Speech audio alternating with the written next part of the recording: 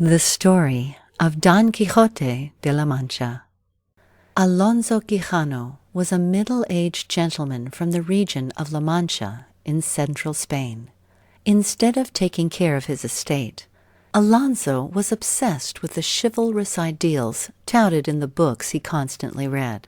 He would imagine himself as a knight, riding his noble steed, defending the helpless, and destroying the wicked.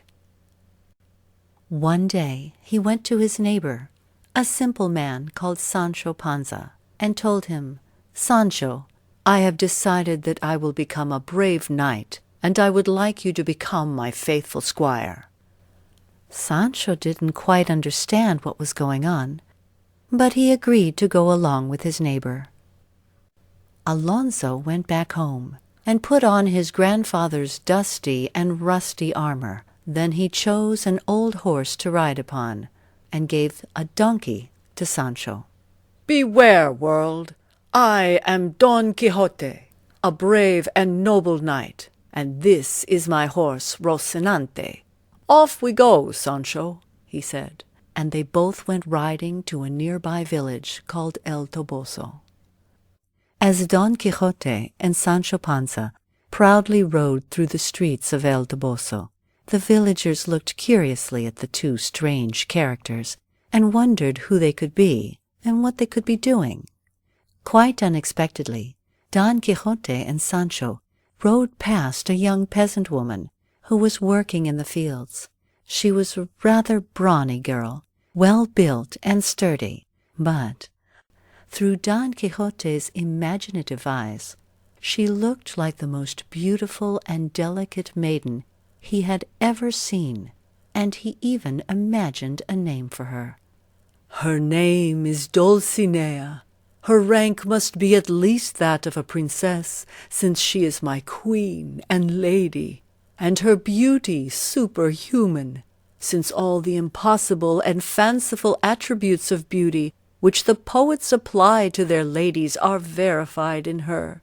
For her hairs are gold, her forehead Elysian fields, her eyebrows rainbows, her eyes suns, her cheeks roses, her lips coral, her teeth pearls, her neck alabaster, her bosom marble, her hands ivory, her fairness snow. And what modesty conceals from sight such, I think and imagine as rational reflection can only extol, not compare," he told Sancho. Sancho was confused. "See, Sancho," Don Quixote tells him, "this is our purpose, to protect such a lovely maiden from the dangers of the world."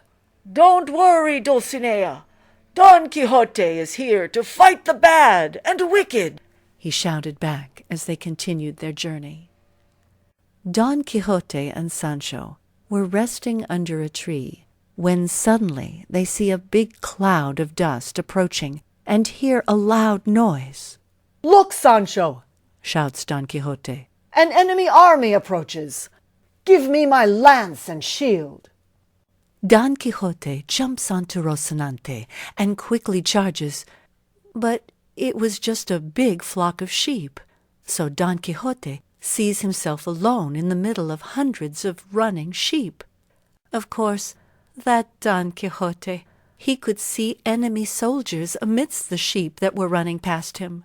"Stay here and fight, you cowards!"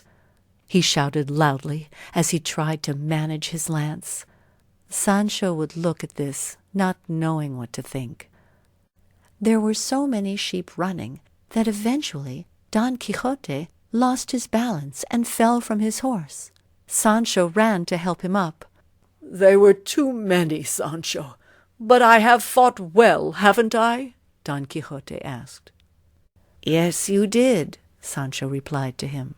Don Quixote and Sancho continue their journey through the night. A big storm approaches, and quickly rain, wind, and lightning turn Don Quixote's journey even more difficult. The wind blew so strong that they even have difficulty moving forward. Don Quixote comes around a hill where some windmills are spinning fast due to the wind speed. Illuminated by the lightning, the windmills look mysterious, and for Don Quixote's imagination, those were not windmills. "Look, Sancho," he said, "giants, giants everywhere!" Of course, Sancho could not see any giant, only windmills. Suddenly, Don Quixote could see Dulcinea being held captive on one of the giant's hands. "Dulcinea! Dulcinea!" he shouted. "I'll come and save you!" And he charged toward the windmill that, for him, was a giant who had captured his love, Dulcinea. "Fear not, Dulcinea! I am coming! Prepare to feel my lance, evil creature!" he said as he prepared to strike. Of course, that poor Don Quixote speared the sail of the windmill and got stuck there, spinning around and around for hours until the wind calmed down and he eventually fell on the ground. Don Quixote had been defeated. He was beaten and depressed. Sancho took his master back home, while Don Quixote tried to figure out exactly what had happened. Returned to his estate, Don Quixote realized that all his adventures were simply a product of his imagination. Don Quixote never embarrassed himself further by going on any more quests, but his house would always be full of children to whom he would tell the most fantastic stories about knights, squires, and noble quests, and all lived happily together, going on many, many more adventures in their imagination. The end.